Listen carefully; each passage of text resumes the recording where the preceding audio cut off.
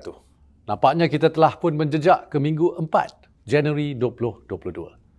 Rasa seperti semalam saja kita meraihkan 1 Januari 2022. Seperti biasa, saya akan kupas topik-topik berkenaan fokus Kementerian Kewangan untuk 2022, iaitu perniagaan, rakyat dan ekonomi. Jaringan keselamatan sosial untuk rakyat adalah satu aspek yang sentiasa diberi penekanan oleh MOF. Ke arah itu, pelbagai peruntukan kita telah salurkan kepada Perkeso untuk menjamin kesejahteraan rakyat. Untuk makluman semua, permohonan bagi 6 program di bawah bajet 2022 yang dilaksanakan oleh Perkeso sudah mula dibuka sejak 1 Januari lalu. Terdapat 6 skim semuanya dan skim-skim ini merangkumi bencana kerja, keilatan, insurans pekerjaan, pekerjaan sendiri, pekerja asing dan pekerja domestik. Sebagai contoh, gig workers macam penghantar makanan serta mereka yang hilang kerja atau sedang mencari pekerjaan boleh terima manfaat. Orang yang sebelum ini tak mencarum kepada Perkeso pun boleh terima manfaat. Jika dilihat secara keseluruhan, Perkeso telah melindungi seramai 7 juta pekerja dan mempunyai 400,000 majikan yang aktif mencarum untuk pelbagai skim. Nak tahu lebih lanjut, boleh layari laman web Perkeso. Bagi sektor perniagaan pula, kita juga ada berita baik. Bermula 3 Februari ini, Bank Negara Malaysia akan membuka permohonan di bawah dana BNM, iaitu Kemudahan Permodalan Semula Perniagaan atau BRF, dan juga Kemudahan Peralihan Rendah Karbon LCTF dengan masing-masing berjumlah 1 bilion ringgit. LCTF menyokong dan menggalakkan PKS untuk menerapkan amalan kelestarian bagi meningkatkan daya tahan perniagaan. Di bawah kemudahan ini, institusi kewangan akan menyediakan dana padanan sebanyak 1 bilion ringgit daripada dana mereka sendiri. Kemudahan ini adalah selaras dengan matlamat kerajaan untuk mencapai sasaran ekonomi pelepasan karbon sifar bersih pada tahun 2050. Sekarang kita akan membincangkan perkara yang sangat penting, iaitu reformasi fiskal negara. Mungkin ada yang tanya, mengapa reformasi fiskal ini penting? Okey, sama macam tabungan individu, kalau kita nak belanja lebih, kita perlu tingkatkan pendapatan. Dalam masa terdesak seperti COVID-19, kita pinjam duit untuk bantu rakyat. Tapi kita tak boleh selamanya terus meminjam tanpa had. Mengapa? Duit yang dipinjam perlu dibayar dan perlu dibayar semula dengan faedah. Jika terlalu banyak pinjaman, maka lebih banyak hasil negara terpaksa digunakan untuk membayar balik pinjaman dan bukannya untuk kebajikan rakyat dan pembangunan negara. Saya ingin ingatkan sekali lagi, segala perkara yang kerajaan lakukan harus mengambil kira kebajikan rakyat dan kebaikan negara sama ada untuk jangka masa pendek atau panjang. Ke arah ini, Jawatan Kuasa Dasar Fiskal telah meneliti beberapa cadangan yang akan menambah baik kedudukan kewangan negara dan kemampanan fiskal. Dan salah satu cadangan yang dikaji ialah perluasan asas cukai negara.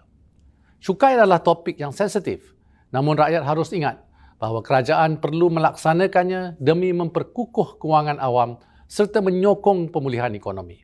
Lebih banyak cukai dapat dikutip oleh kerajaan, lebih banyak bantuan dapat disalurkan kepada rakyat yang memerlukan. Seperti yang saya nyatakan tadi, apa yang diperuntukkan oleh kerajaan bagi membantu rakyat bergantung kepada kutipan hasil oleh kerajaan. Walau apa pun langkah yang diambil, pelaksanaan mana-mana dasar hasil baru perlu mengambil kira aspek pemulihan ekonomi yang masih baru berputik dan masih fragile. Sebarang langkah baru hanya boleh diperkenalkan selepas ekonomi kembali pulih dan rakyat sudah bersedia untuk menerimanya. Buat masa ini, kita perlu tangani dulu isu-isu inflasi yang disebabkan oleh gangguan rantai bekalan global, kos tenaga seperti bahan api yang naik mendadak, serta peningkatan permintaan pengguna di seluruh dunia berikutan pembukaan semula ekonomi. Dan semua ini telah memberi kesan kepada kos sara hidup keluarga Malaysia, terutamanya bagi golongan B40 dan M40. Oleh itu, kerajaan telah dan sedang melaksanakan pelbagai inisiatif bagi menangani isu inflasi dan kenaikan harga barang keperluan asas bagi meringankan beban rakyat.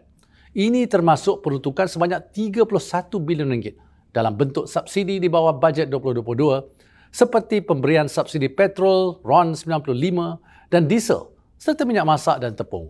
Di samping itu, peruntukan sebanyak RM200 juta juga disediakan untuk mengurangkan harga barang keperluan di kampung.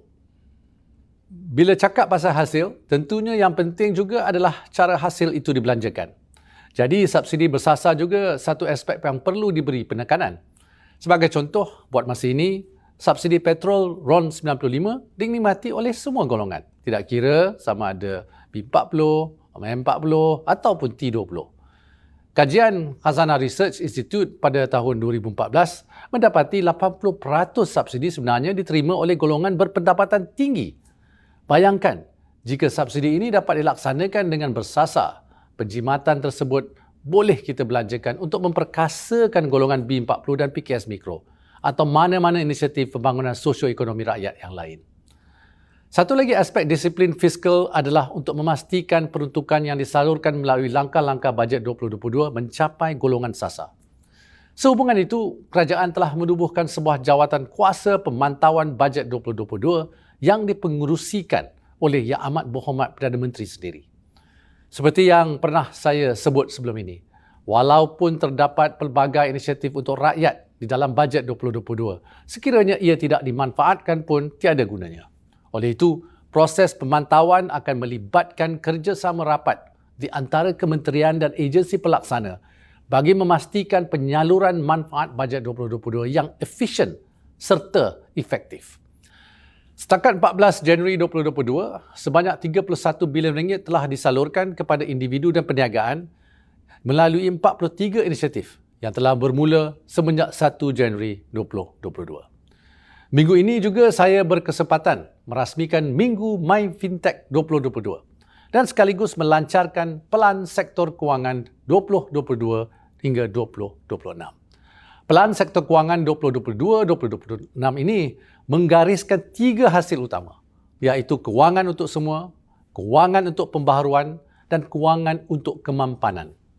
Di samping itu, pelan ini juga mengenal pasti 5 teras strategik. Pertama, bagi mencapai hasil-hasil seperti membiayai transformasi ekonomi Malaysia. Kedua, meningkatkan kesejahteraan kewangan isi rumah dan perniagaan. Ketiga, memajukan pendigitalan dalam sektor kewangan. Keempat, meletakkan sistem kewangan pada kedudukan yang memudahkan peralihan secara teratur kepada ekonomi lebih lestari. Dan kelima, membangunkan kewangan berasaskan nilai melalui kepimpinan dalam kewangan Islam. Saya percaya tahun 2022 ini adalah tahun pemulihan penting bagi Malaysia untuk melakukan pembaharuan dan membuktikan masa depan kita sendiri. Dan saya menyeru agar sektor kewangan bekerjasama rapat dengan kerajaan untuk memulihkan ekonomi negara. Dan topik terakhir untuk edisi ke-83 adalah mengenai Yayasan MySDG. Ini adalah satu kerjasama erat di antara kerajaan melalui MOF dan Persatuan Bangsa-Bangsa Bersatu di Malaysia. Pelaksanaan dana ini mencerminkan komitmen kerajaan untuk mencapai matlamat pembangunan mampan ataupun SDG semenjak negara menerima pakai Agenda 2030.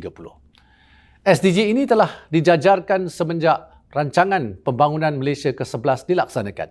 Dan kini, sekurang-kurangnya satu projek SDG perlu dilakukan setahun dengan kerjasama erat antara kerajaan, sektor swasta, masyarakat sivil dan organisasi bukan kerajaan.